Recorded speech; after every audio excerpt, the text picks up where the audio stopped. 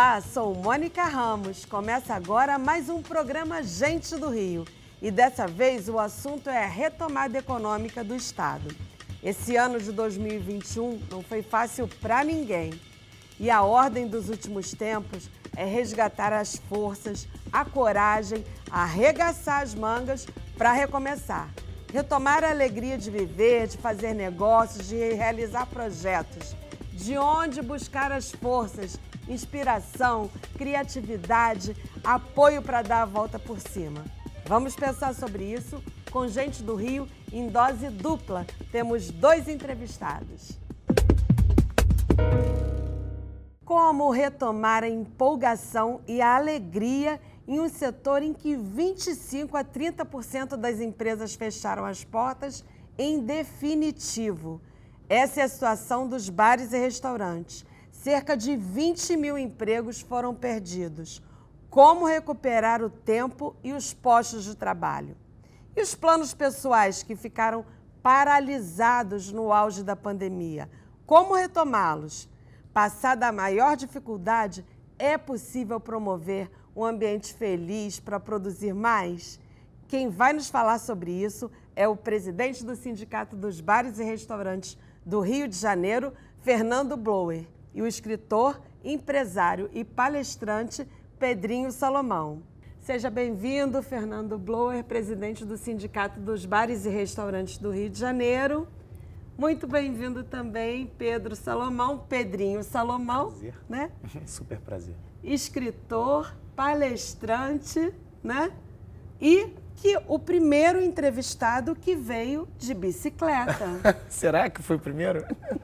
Primeiro, em 21 programas, é o primeiro entrevistado que chega de bicicleta. Que bom. Que seja uma tendência, né? Para aproveitar melhor o Rio. Ecológico, né? E prático, exercício, rápido. prático. Moleza. Você mora em que bairro? Eu moro em Copacabana, no bairro Peixoto. Pertinho. Aí veio Aqui, de Copacabana para Botafogo.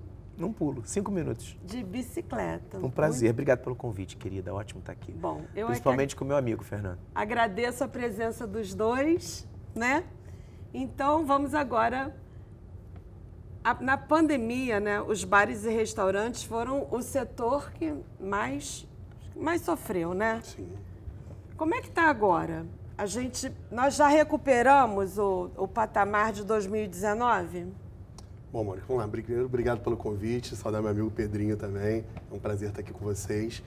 A gente ainda não recuperou o patamar de 2019 porque o buraco foi muito profundo.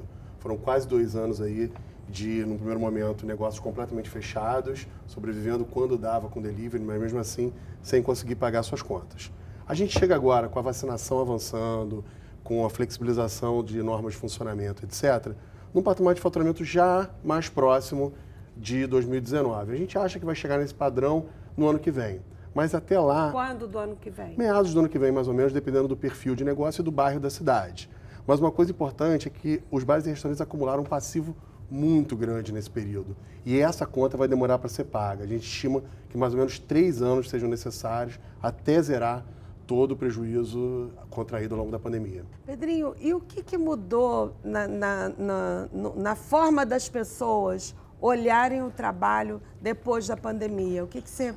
Como é que você avalia isso? Olha, grandes pandemias, elas servem sobretudo para acelerar processos que já tinham se iniciado, muito mais do que para construir novos formatos e novas fórmulas.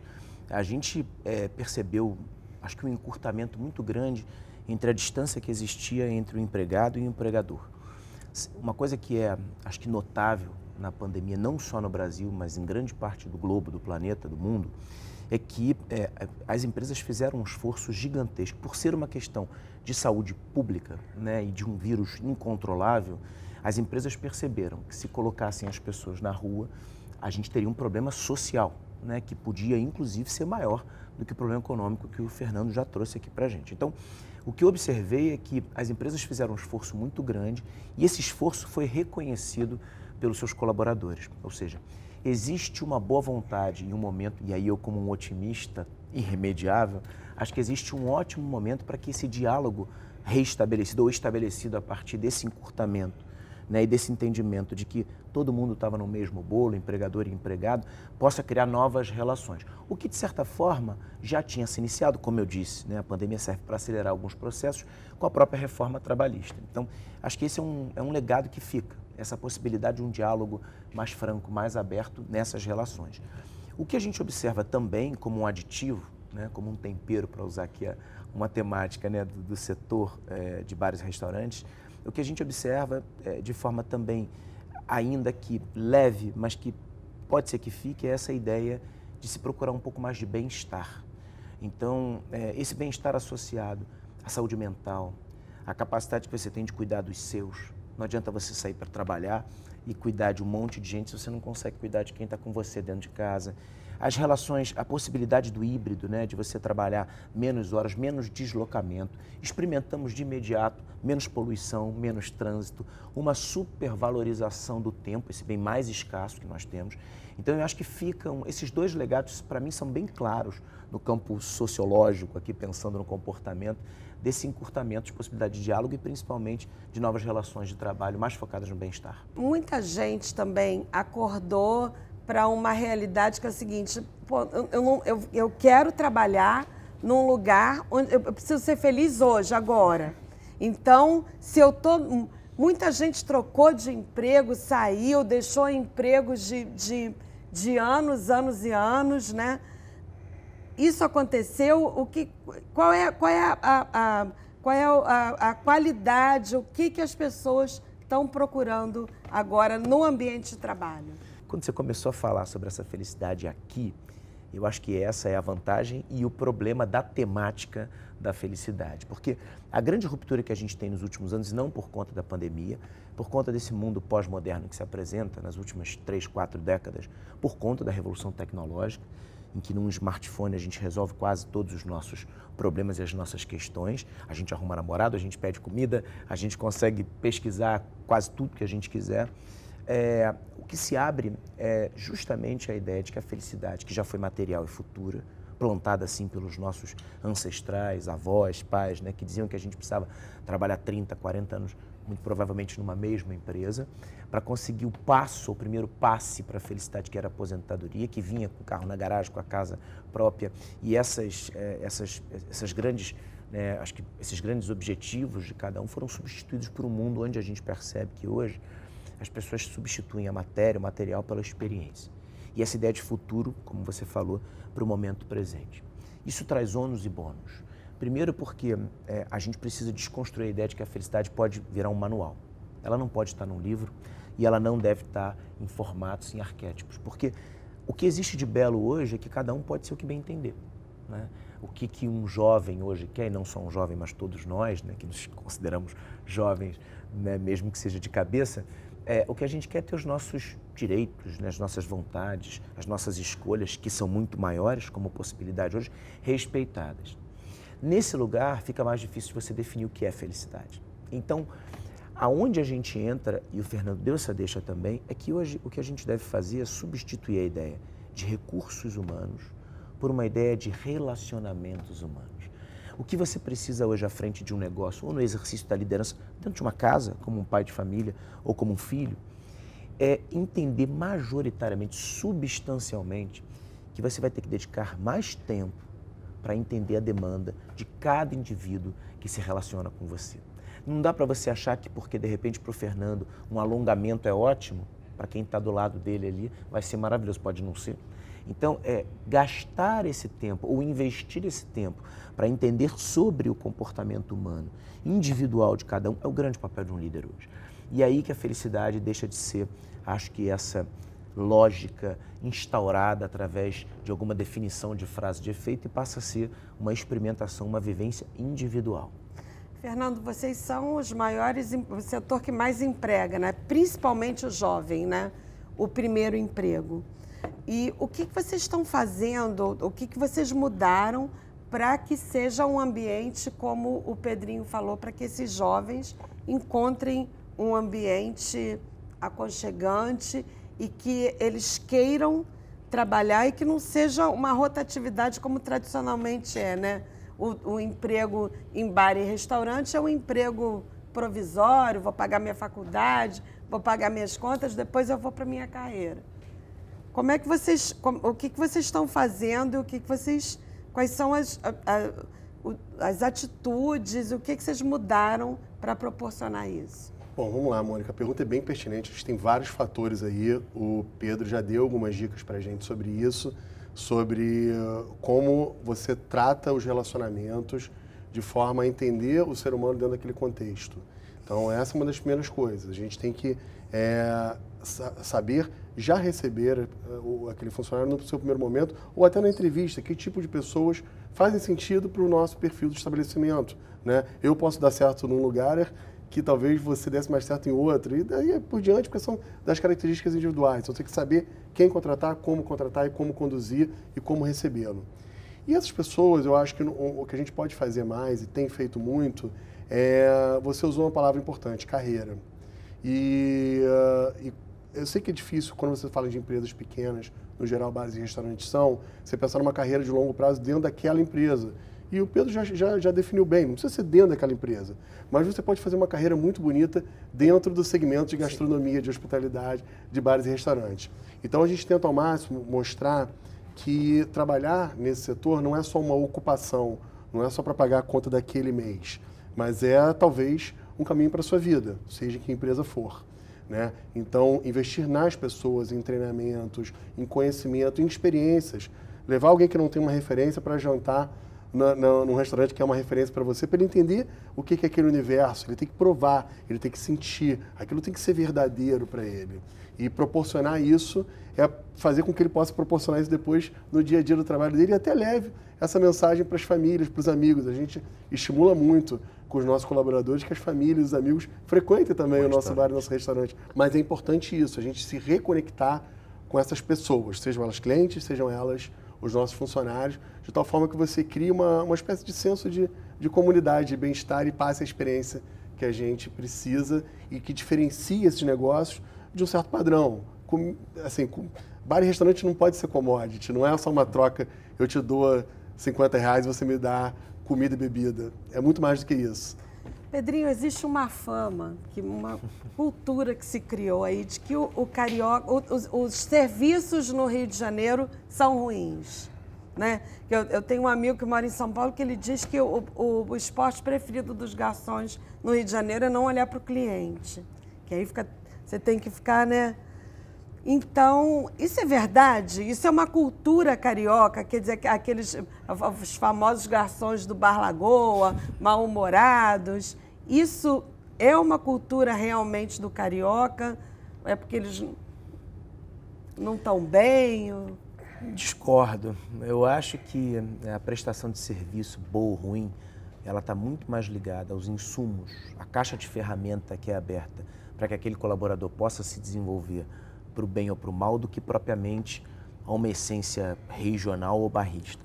A gente tem um dos maiores símbolos de prestação de serviço e de um serviço que é percebido por todo mundo no Rio de Janeiro, que é o Renato Sorriso. Varre rua como poucos, sorri como ninguém, né? E teve a capacidade de influenciar todo um grupo, né, de pessoas que de repente há 30, 40 anos não eram vistas da maneira que são hoje, como um orgulho carioca, quando vestem um uniforme laranja e varrem a rua do bairro. Eu acho que esses símbolos, essas pessoas são a prova de que quando a gente quer e quando a gente tem possibilidade de se desenvolver, a gente consegue chegar num lugar que muitas vezes não é esperado por quem está olhando de fora. Eu que viajo muito, né, encontro muito serviço, eu percebo que em todos os lugares do Brasil a gente encontra pessoas com muita possibilidade de servirem, bem servidas, e outras, né, que de repente não estão muito bem ali. Mas volto a dizer, acho que está muito mais ligado ao ambiente que ele encontra para se desenvolver do que propriamente a região que ele se encontra. E inclusão, né? Você estava me contando que vocês têm um programa para inclusão de pessoas trans, para empregabilidade, né? Fala um pouco sobre esse programa, eu achei tão importante. Na verdade, esse programa não foi concebido por nós, ele é uma iniciativa que começou na UFRJ, um grupo de trabalho ligado à gastronomia, e o nosso papel foi muito mais abraçar e ajudar com as ferramentas que a gente tinha. Então, a gente dá bolsas em cursos e treinamentos e ajuda a fazer essa ponte com o mercado de trabalho. E esse é um dos vários exemplos onde a gente pode, de fato, fazer transformação social através do nosso segmento. Você estava me dizendo que o índice de desemprego nessa faixa da população é 99%, né? É praticamente impossível, eu diria que é quase irrisório o número de travestis e pessoas trans que conseguem carteira assinada formal. Assim como tem outros grupos de pessoas que também são muito desamparados, como, por exemplo, egressos do sistema prisional e vários outros que são completamente excluídos da formalidade por puro preconceito e não tem outra razão, não são inferiores, não são incapazes, não tem absolutamente nada em termos humanos que os transforme em alguém que não possa ter os mesmos méritos e a mesma capacidade. É puramente preconceito e mais nada. E é isso que a gente precisa alterar. E como os bares e restaurantes eles têm uma visibilidade, afinal de contas, todo quarteirão tem um bar e restaurante, todo cidadão frequenta isso em algum momento da sua vida, mais ou menos. Então, se essas pessoas estão ali circulando nesse ambiente e exercendo esse papel de hospitalidade, é um sinal muito claro de que é possível para todos, de que é aceitável e de que essas barreiras não podem e não devem existir. Então, acho que a gente tem esse papel também de ser ativo nos processos de transformação social que o Brasil tanto demanda. E no próximo bloco, já podemos dizer que é hora de investir e empreender em novos negócios? Em quanto tempo os negócios e nossa cabeça estarão recuperados? O Gente do Rio volta já.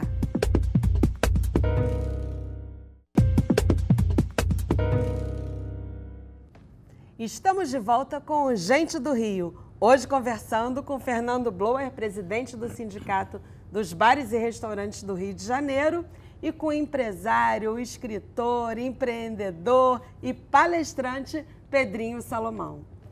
A gente estava falando de inclusão de pessoas no setor de bares e restaurantes, que é um setor muito inclusivo, né? Os jovens, as pessoas trans. E aí você estava lembrando dos estrangeiros, né? Refugiados. Dos estrangeiros, dos idosos, seremos todos longevos, muito mais longevos. E como a gente está falando, tentando desenhar um cenário, tudo depende da ótica, né, e do lugar que você está olhando. Quando a gente fala, por exemplo, da inclusão e a gente pensa nas bandeiras que de repente, né, estão sendo impostas e colocadas no bom sentido, né, trazidas para a discussão, a gente esquece do que já foi conquistado. Bares e restaurantes talvez estejam entre os setores que mais empregam, por exemplo, gente que, né, já está, né, na idade, de repente já se transformou em idoso e continua produtivo e atendendo bem ali. Da mesma maneira, estrangeiros, né, pessoas, às vezes refugiados, que conseguem trabalhar nesse lugar. Então, é legal a gente ter sempre, acho que um olhar aberto para entender o que de positivo se conquistou, né, e o que precisa ser, obviamente, melhorado. Pedrinho, você é autor de vários livros, temos os 3 aqui. E um deles chama Empreendendo Felicidade. O que é isso? Como é que é empreender felicidade? Vai vender felicidade? Não, pelo amor de Deus, não. Essa ideia de empreender felicidade, talvez ela esteja até... É um livro que foi escrito em 2015, lançado em 2016, foi minha primeira obra, e traz uma visão sobre a ideia de que trabalhar a felicidade é, sobretudo, uma estratégia. E por isso a gente associa ao termo empreendedorismo. Se você quer ser um grande pai, ou se você quer ser um grande homem de negócios, se você quer ser um grande marido, você precisa deixar de lado crenças limitantes e empreender. Trazer possibilidades novas, entender que, de repente, o objetivo final que você deva ter não é ter grandes méritos, mas conseguir fazer da sua vida o seu melhor projeto, né?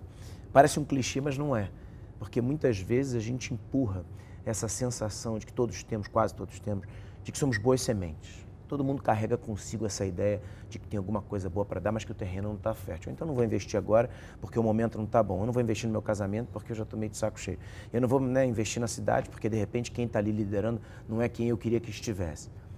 A verdade é que muitas vezes, caminhando, a gente encontra aqueles brotos que nasceram no asfalto. Sinal de que quando a semente é boa, ela germina até num solo que não está fértil. Essa é a ideia do empreendedor.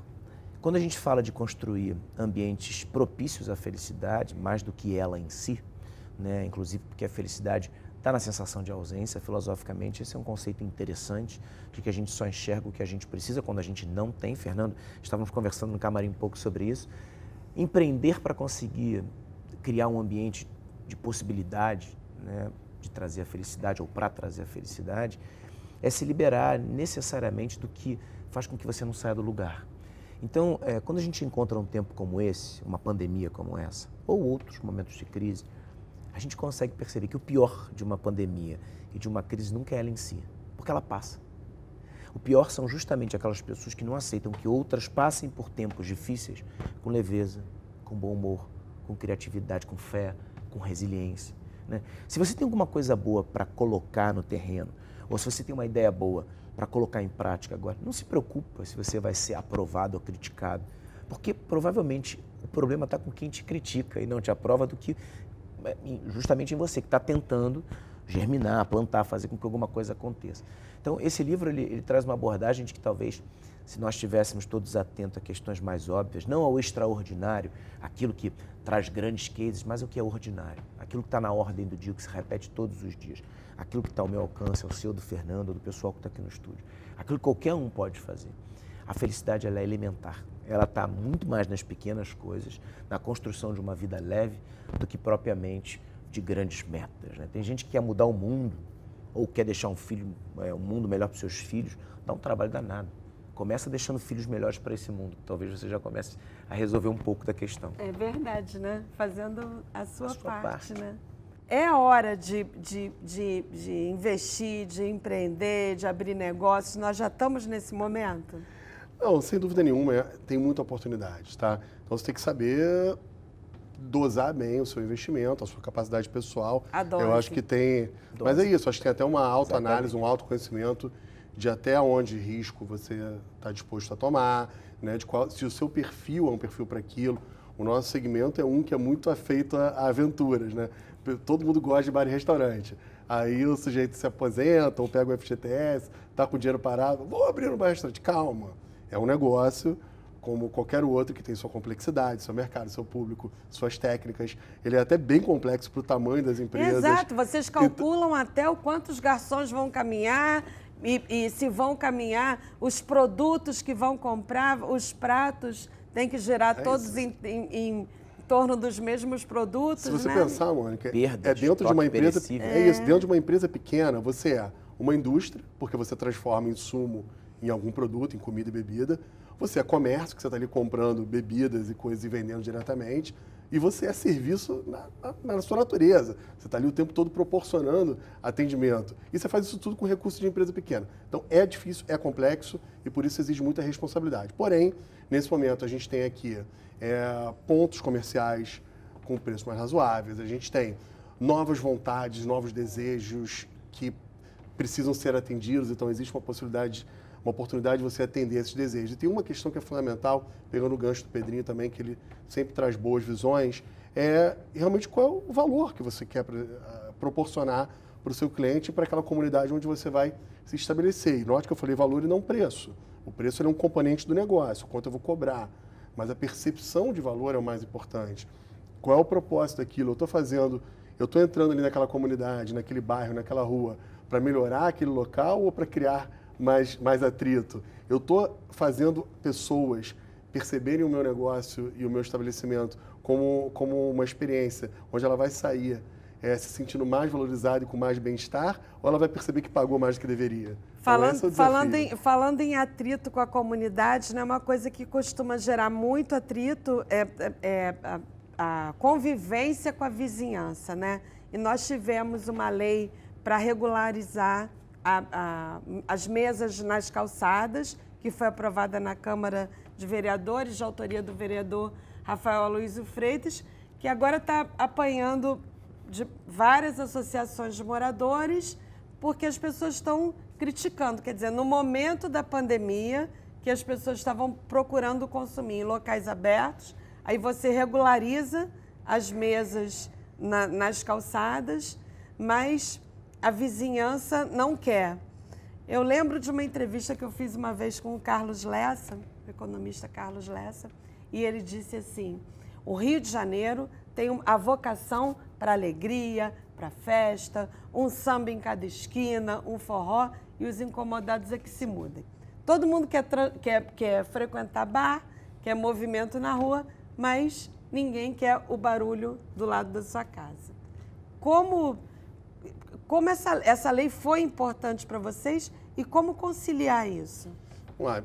Essa lei foi muito importante, ela contou com o nosso apoio junto ao vereador desde o início da sua concepção. Na verdade, esses debates vêm pré-pandemia e eles se aprofundam muito pelo gancho de estar em espaços abertos. Mas ele é bom não só para o nosso segmento, porque ajudou a gerar mais emprego, gerar mais negócio, gerar mais imposto, mas ele é bom também para a cidade, por vários fatores. Você está ocupando o espaço público de maneira saudável, com negócio, e não com informalidade, não com insegurança, né? Você está ocupando ele com vida. Você está também, de alguma maneira, atraindo e gerando atrativos turísticos. Afinal de contas, em qualquer grande cidade turística do mundo, as mesas, cadeiras e calçadas são as primeiras a serem utilizadas. Você vai para Veneza, para Barcelona, ou seja, para onde for, não sei no inverno, quando está muito frio na Europa, mas normalmente é na calçada e quer ficar. E aqui no Rio isso é proibido. A gente tem que entender que a gente vive numa cidade urbana, com muita densidade populacional e complexa. E, portanto, o meu desejo individual numa cidade de milhões de habitantes nunca será prioritário. Eu vou ter que sempre abrir mão de boa parte das minhas vontades pessoais em prol do coletivo, em prol do bem-estar da sociedade onde eu vivo. Então, não é nem só atender ao bar e restaurante, nem só a vontade de uma ou outra pessoa do condomínio. Aliás, as associações de fato falam muito sobre isso, mas eu tenho dúvidas se elas escutam o outro lado que gosta dos bares e restaurantes. Porque se toda a população fosse contra isso, os bares e restaurantes estariam vazios. E não estão. Então algo me diz que não é toda a população que é contra, muito pelo contrário. Talvez alguns só façam mais barulho que outros. Mas é uma lei muito positiva que eu acho que traz visibilidade para algo que é muito nosso, da nossa cultura, do nosso bem-estar, não é isso, Pedrinho? Um pouco do nosso jeito carioca, leve, florido, verão e arejado de ser. E eu acho que a gente precisa, sim, estimular isso. E se há excessos, se há pessoas descumprindo, para isso que existe poder público, para isso que existe fiscalização, que seja cumprido. Então não se deve, não é aqui a questão de liberar geral, muito pelo contrário, existe uma regra. Agora, quem estiver dentro da regra tem que ser apoiado. Pedrinho, você fez palestras durante esse período de pandemia para várias categorias profissionais, né? As pessoas estão querendo mudar a forma de lidar com o trabalho. O que você aprendeu com essas palestras, que a gente acaba sempre aprendendo também? O desafio de estar no campo do pensar quando acontece uma grande transformação, claro que ele é grandioso, mas ele é extremamente prazeroso, porque você tem um laboratório ali, né, pipocando, acontecendo na sua frente. No começo da pandemia, a grande preocupação era cuidar da saúde mental das pessoas diante do pânico instaurado por conta, né, dessa terrível pandemia. O objetivo, acho que muito claro, de grande parte, na grande maioria das empresas, era como que um líder conseguiria cuidar do seu time à distância. A gente viu que a capacidade de se adaptar, alguma coisa que fez com que chegássemos até aqui, e a gente pode pegar Yuval Harari no seu Sapiens, ou Rutger Bregman no seu Humanidade, historiadores que começam a elaborar um pouco essa construção de como que a gente chegou até aqui como Homo sapiens, passa pela nossa capacidade de lidar com o bando, e a gente se adaptou, e eu acho que fomos, de alguma forma, bem-sucedidos nesse campo, apesar de, claro, né, a gente ter muita gente incluída no problema de burnout, de não conseguir se sentir bem em casa. Mas a gente passou por isso.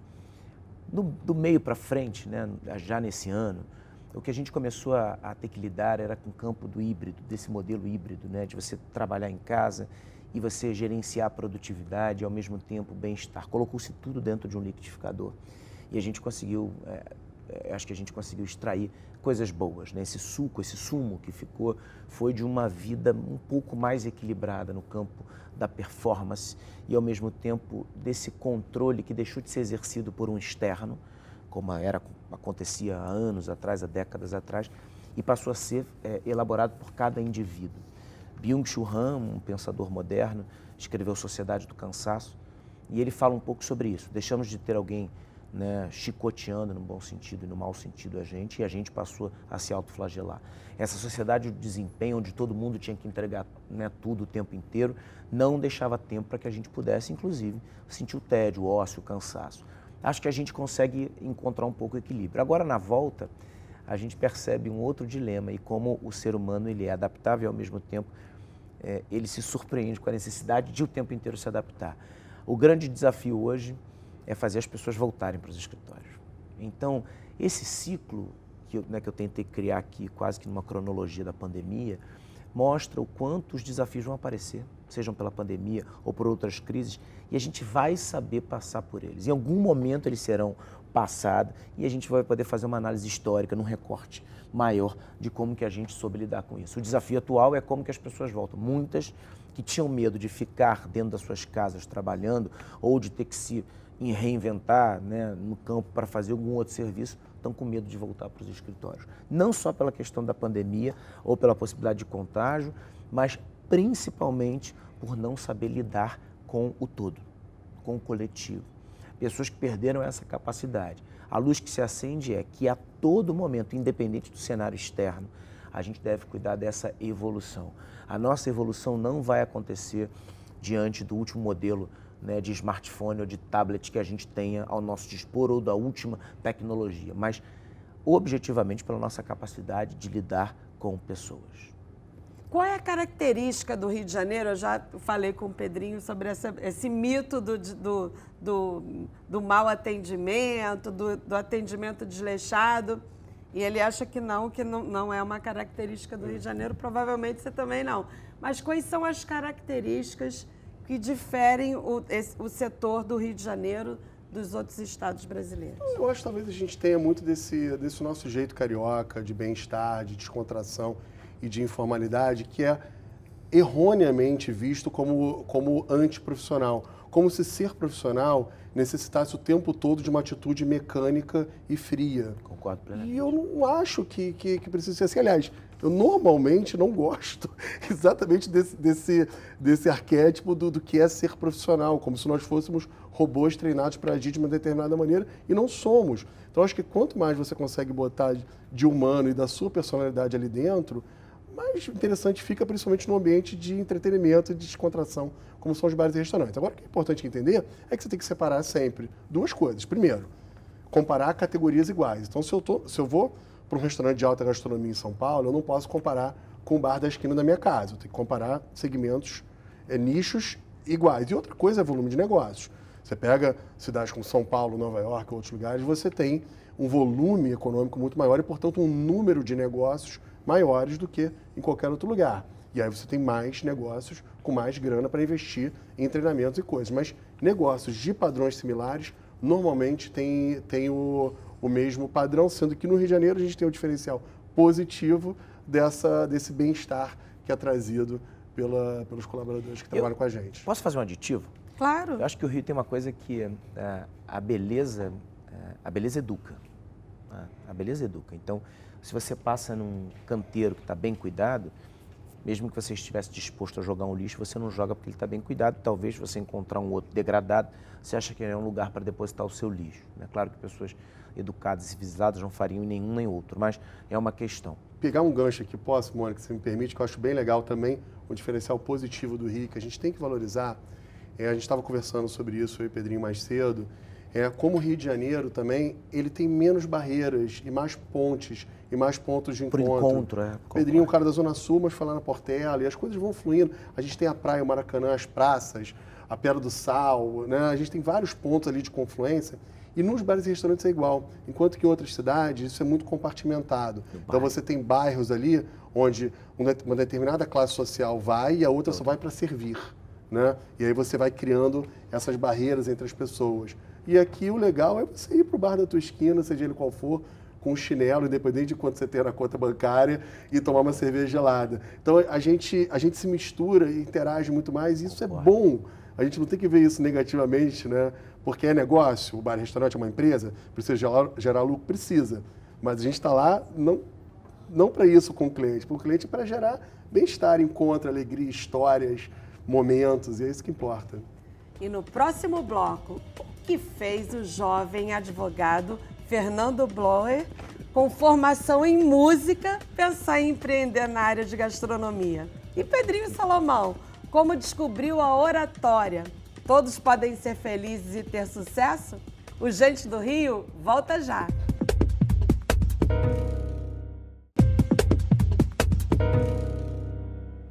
Estamos de volta com o Gente do Rio, hoje conversando com o presidente do Sindicato dos Bares e Restaurantes, Fernando Bloer, e com o palestrante, escritor e empreendedor Pedrinho Salomão. Cheio de título, hein? Você me deu um monte, adorei.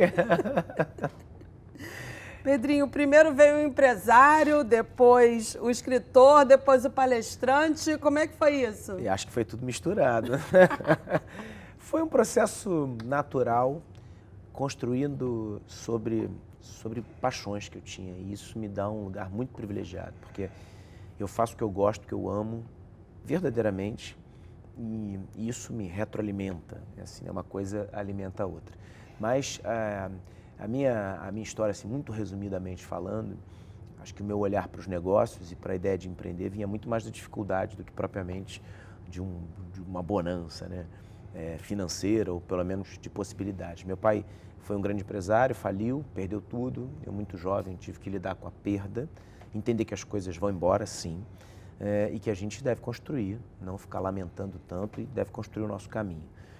Eu tentei trabalhar na massa falida, então minha primeira experiência de trabalho foi vendo como se perdem as coisas, o que foi muito importante para construir um pouco dos meus valores, né, os valores morais principalmente. Depois eu fui trabalhar, né, no mercado securitário e aí muito cedo, com 21 anos, eu abri meu negócio com meu sócio, que é meu sócio até hoje, o Rafael.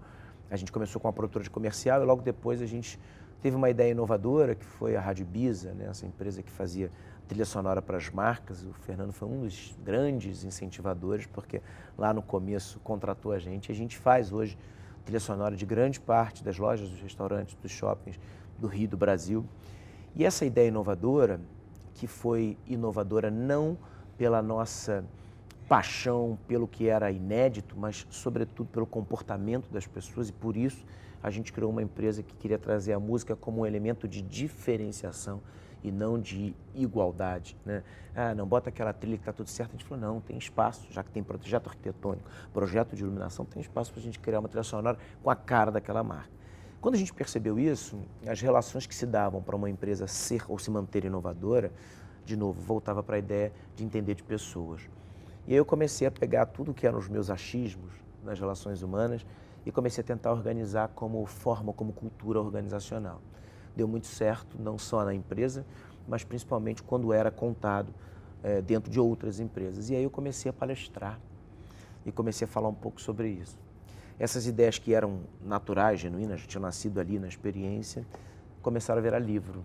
E aí uma coisa foi levando a outra, e quando eu fui ver, eu já tinha sido... Você faz o que a maioria das pessoas tem pavor de fazer. Me falam isso. Né? As pesquisas mostram. Qual é o maior pavor? Medo de barata e falar em público. Eu tenho medo de barata, eu não tenho medo de falar em público, tá tudo certo. Aliás, outro desafio foi matar uma em casa. Mas como falar, como desenvolver isso? Você sabe, mano, uma coisa super interessante, que muita gente nas mídias sociais me pergunta se existe algum curso, se eu fiz algum curso. Eu não fiz nenhum curso e tem um pouco de, se não receio, acho que a gente precisa observar muito que no mundo de hoje, todo conteúdo que é pré-formatado ou que é muito industrializado no campo do pensar ou no campo das análises conjunturais, né, do comportamento humano, se afastam geralmente das demandas de quem as procura. A gente está procurando muita verdade. Eu acho que esse é um momento, inclusive, perigoso. Mas aí quando você liga uma câmera ou uma câmera mas de se celular... é verdade... Mas aí se você fala, se o que você fala... Não é assim não, Pedrinho. Não, mas olha só. Não, se o que você fala é um conteúdo que é seu, que faz parte do seu exercício diário, esse é o meu privilégio, né? Todos os temas que eu trabalho, até dos meus livros, liderança, felicidade ou tempo, né? O valor do tempo, o valor presente, o último livro, são questões que nascem na minha cabeça e que são importantes para eu construir a minha persona, né? A minha vivência, a minha experiência com os outros. Então, quando eu as compartilho, é quase que um exercício para mim também. Então, eu sempre, todas as vezes que eu montei a retórica, ou montei o storytelling de uma palestra, né? Eu sempre penso que eu gostaria de escutá-la. Eu falo, cara, eu gostaria de estar nesse lugar escutando. E, sobretudo, que ela fosse fácil de entender. Eu sempre uso essa métrica para minha mãe. Minha mãe tem que ver minhas lives e minhas palestras e falar, legal, filho, entendi, gostei. Então, eu tento ir para esse lugar do óbvio, né, que é tão esquecido no mundo em que a gente precisa performar, a gente esquece de coisas tão fáceis, assim. Então, acho que foi esse processo natural e orgânico, assim. Eu amo o que eu faço. Então, isso é... E você, Fernando? Formação em música. Depois, exerceu direito. E foi parar na gastronomia. Na verdade, essas duas coisas narra um pouquinho do que é a minha trajetória, que nunca é uma trajetória muito linear, né? Eu começo numa família de classe média, minha mãe é funcionária de empresa pública, meu pai também de funcionário de grandes empresas, e sempre muito com aquela cultura de, olha, você tem que estudar o máximo possível, trabalhar o máximo possível e seguir uma carreira linear. E eu fui atrás disso, em São Bento, fiz direito na UERJ, vou ser advogado, mas eu sempre fui muito inquieto. Então eu fazia coisas em paralelo, nunca fiz só uma coisa, né? Lembro no começo da faculdade, eu fazia escola de música em paralelo e eu já sabia que ia ser hobby, eu não pretendia ser músico, mas eu adorava música, eu queria entender um pouco melhor daquilo, né? Tinha uma banda e tal. E você ainda tem banda hoje? Não, não mais. Eu acabei não conseguindo conciliar com o tempo. Largou a música? No coração é muito presente. Vai fazer um bico na empresa. Não, ele ajudou demais a fazer a trilha. Eu escutar e sou entusiasta, mas não sou um profissional disso. Mas, enfim, fui seguindo dentro disso, mas sempre fazendo coisa em paralelo. Cheguei a fazer 2 estágios ao mesmo tempo, em 2 turnos da faculdade, para conseguir encaixar em bairros diferentes. Então, sempre foi assim. E achava realmente que o direito seria a minha vida. Cheguei a me formar, fiz pós-graduação também em Direito Empresarial depois na FGV, mas em paralelo fui fazer uma formação no intercâmbio que a UERJ tinha com a França e passei 2 anos lá, então um privilégio, realmente não é uma coisa que todos podem ter, tive a oportunidade, que bom, e aproveitei da melhor maneira possível. Nessa época, de fato, vi todo um mundo de entretenimento, de bares e restaurantes que eu não via no Brasil. E aí quando eu volto já com essa ideia fixa de que eu tinha que ter um bar que fosse, ao mesmo tempo, brasileiro, mas que tivesse esse olhar cosmopolita e mundial. E daí nasce o Mesa, na época da Rádio Ibiza. E a gente começa junto, a identidade musical sempre foi muito parte da história do Mesa, aliás, é até hoje. E a gente nasce junto mais ou menos nessa época. E depois disso eu ainda continuo no direito mais um tempo, mas o bichinho do empreendedorismo vai te comendo e você vai tomando gosto, até por casos como a nossa relação, como a Rádio Ibiza, e vários outros parceiros e clientes e pessoas que vão te apaixonando. Viver da hospitalidade é intenso, é cansativo, você trabalha de madrugada, final de semana, tem muito estresse, é muita responsabilidade mesmo. Pois é, mas e tem que estar lá o tempo todo, tem né? que estar. Você pode também, depois de um tempo, você cria equipe, você começa a formar lideranças, dá também para você, aos poucos, formar uma estrutura. Mas o principal é o seguinte, você trabalha muito, mas você vê um resultado muito direto, você vê o teu cliente saindo, você vê as pessoas que trabalham contigo crescendo, às vezes até indo para outros lugares, mas crescendo na vida, você transforma pessoas, você cria momentos. Hoje eu conheço, o Mesa já vai quase 14 anos, eu conheço casais que se conheceram ali, hoje estão juntos, histórias que começaram ali, pessoas que confraternizaram, enfim, então você percebe que você passa a fazer parte da vida das pessoas com memórias, isso é muito legal. E o direito não me trazia tanto isso, era processos de muito longo prazo, né? Resultados muito diferentes daquilo que eu imaginava. E empreender, então, para mim, uma função intensa, mas que também pode ser muito gratificante. E eu gosto e gostei. E aí depois você vai ver como as coisas vão se reencontrando no arco do tempo, né? Anos depois eu entro para o Cindy Rio como diretor, viro presidente, acabo usando muito do meu conhecimento jurídico na minha atividade atual. Foi diretor jurídico? Não, nem era parte do conselho. Então, assim, mas as coisas vão se entrelaçando. Então, acho que as nossas experiências, e eu sempre fui muito da educação formal, tive um pouco disso. Depois fui fazer COPEAD na UFRJ para entender mais gestão. Então, mas eu acho que, na verdade, tudo isso é complementar sempre. Então, você tem que ter um pouquinho de cada dessas coisas e você vai se transformando numa pessoa mais completa a partir do momento que você começa a entender cada uma dessas experiências, não como dogmas, mas sim como parte do seu conteúdo e como que você consegue, em ambientes diferentes, trazer isso para a sua vida profissional ou pessoal. E todas as minhas experiências que parecem que não tem um caminho muito que não faça todo sentido entre elas, na verdade todas elas são parte de mim e me ajudam muito no meu dia a dia hoje. Agora vamos conhecer um pouquinho mais dos nossos entrevistados com o nosso ping-pong. Time de futebol. Flamengo. Falta de criatividade, Nem um pouco, é o contrário. Hegemonia. Eu acho Isso fala muito sobre a gente. Hegemonia. Sobre faz boas escolhas na vida e quer ser feliz. Partida inesquecível. Nossa, várias. Tem uma que marcou a minha vida, a final da Libertadores, claro, foi maravilhosa, mas tem o título de 92 do Maestro Júnior no Maracanã. Eu estava presente no começo da minha juventude, e eu vi o Flamengo ganhar de 3-0 com uma atuação extraordinária do Júnior, que é esse grande ídolo que eu tenho. Era uma partida, para mim, a final da Libertadores, que, enfim, foi um rompante ali de tudo, de alegria. Dessa vez pensaram que ia ser igual, né? Não foi, mas tudo bem. Mas era um momento ainda, a gente estava, né, vivendo Ela ainda está de difíceis verde falando isso, Fernanda. E foi muito gostoso. Foi o único que eu me apeguei muito ao futebol, mais do que em outros momentos. Minha mulher ficava reparando muito nisso. Falou, é o momento que você está desligando. Eu falei, eu não era tão ligado, eu me liguei naquele ano, eu me conectei para poder, sabe, ter o meu momento mesmo. Legal. E isso coroou muito, eu fiquei muito feliz nessa partida. Escola de samba? Portela. Estácio. Agora, um ídolo? Um ídolo? Nossa, são tantos. Mas eu vou ficar com esse que foi embora agora, o Monarco, pela integridade que ele representa e por tudo que ele fez na vida dele, né? Como ele agia. Além de ser um sambista incrível, era um grande contador de histórias e eu tenho muita saudade, me emociona, tenho muita saudade dele. Você, Fernando? Eu vou ser muito sincero, mas eu não quero parecer que eu estou fugindo da pergunta, não, mas eu de fato não tenho um ídolo, uma pessoa. Eu acho que eu admiro muitas pessoas pelas suas atitudes e com suas imperfeições. Então, às vezes a ideia do ídolo traz uma ideia também de alguém quase divino e que não é verdade, né? Então, não tenho... uma pessoa em que você se espelha. Eu não tenho, de fato, sendo muito sincero contigo, uma pessoa. Eu me inspiro muito mais por ocasiões, por situações, por coisas que às vezes que não são nem humanas, são da natureza, mas que de alguma maneira me tocam. Lugar para relaxar no Rio?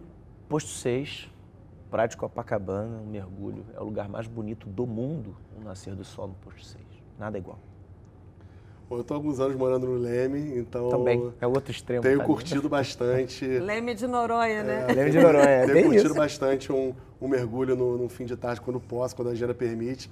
Quando o sol ainda não se pôs, mas está quase, a praia já está mais vazia e é muito gostoso. Não vale essa mesma, vista mais bonita da cidade. Fala outra. A vista do Pão de Açúcar, quando você está lá em cima, no Pão de Açúcar, subiu o bondinho, você parou ali para olhar aquilo ali.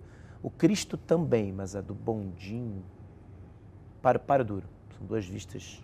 Eu fui recentemente, há muitos anos eu não ia, no Mirante do Pasmado, que está em obra ainda, mas dá para você ir ali pela lateral, fazer uma trilha. Na época de faculdade. E de fato tem uma, assim, tem uma vista realmente muito bacana que me chamou a atenção há muito pouco tempo quando eu fui. Aquela é muito bonito mesmo. Não passa uma semana sem? Ir à praia, dar um mergulho, escutar um samba.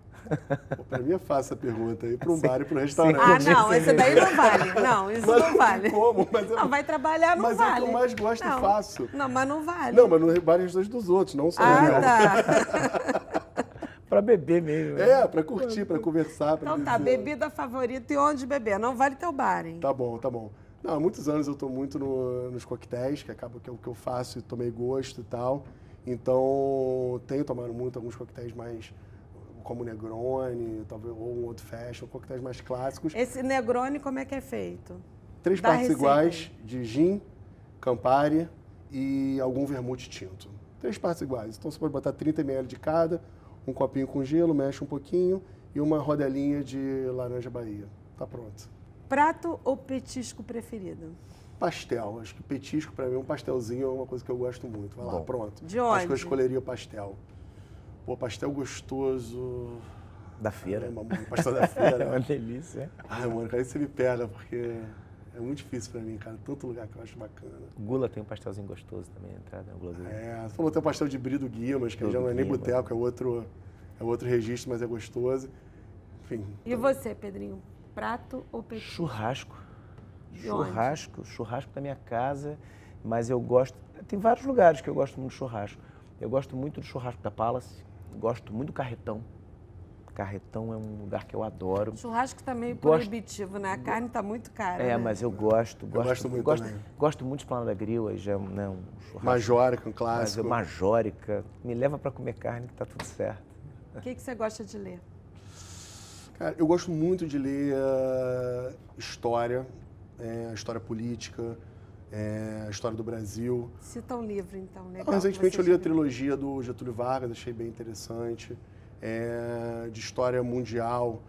Eu li um também agora durante a pandemia que eu gostei bastante, chamado Meio Sol Amarelo, que fala de um momento muito triste, difícil na Nigéria, enfim, mas que também trata de uma outra história que, se você for pensar, não é tão longe, tão distinta da nossa, né?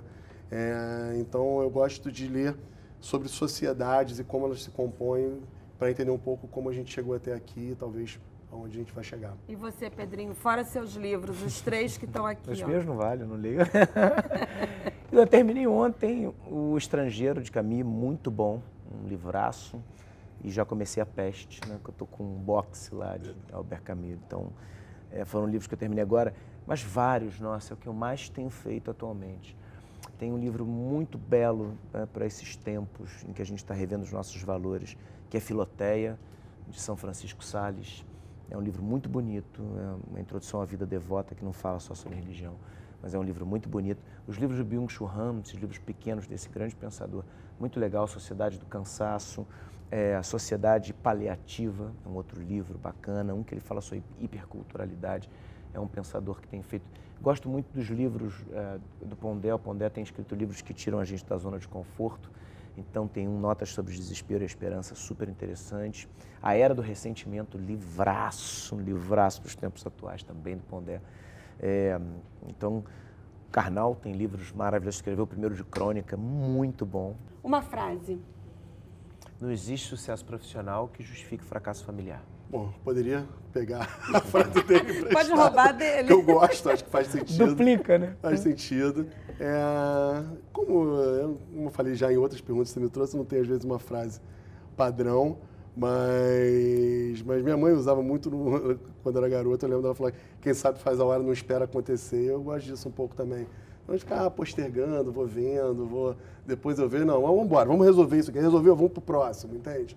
Eu gosto disso. Um medo, sem ser Barata. de barata. Não, Barata, barata já falou, já não tem que Mas ser o outro. medo que eu tenho é barata e é medo. A gente fala, nojo não é medo. Aliás, a gente passou por isso em casa ontem, né? As crianças me chamando, e a minha esposa, quando casou, eu falei para ela, amor, olha, eu tiro rato, eu tiro jacaré da sala, eu enfrento lá, qualquer coisa na minha casa, mas barata não. Aí minha filha chorando, falou, papai, me salva, eu tive que ir lá e foi difícil. E realmente eu tenho medo de barata. Demais, eu criado no Rio, surfo, eu tenho muito respeito ao mar.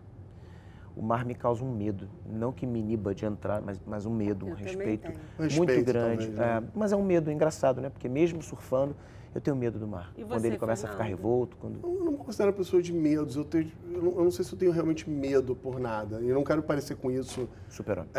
Corajoso, destemido, vou pra guerra. Não, não é isso. Mas, de fato, eu não tenho medo. Eu tenho angústias. E a morte talvez seja a maior delas. A maior pelas delas. incertezas. Não, e pessoas até muito espiritualizadas encaram de outra maneira, né? Talvez eu ainda precise Uma educação beneditina, desse você crescimento, fala isso, estando São Bento. Não é? Mas realmente é uma coisa que me causa angústia por ter perdido pessoas queridas cedo, meu pai e outros familiares e tal. Então essa talvez seja a minha angústia de como é esse momento e do que vai acontecer. Maior orgulho da vida. O meu trabalho me dá muito orgulho. Assim, subir num...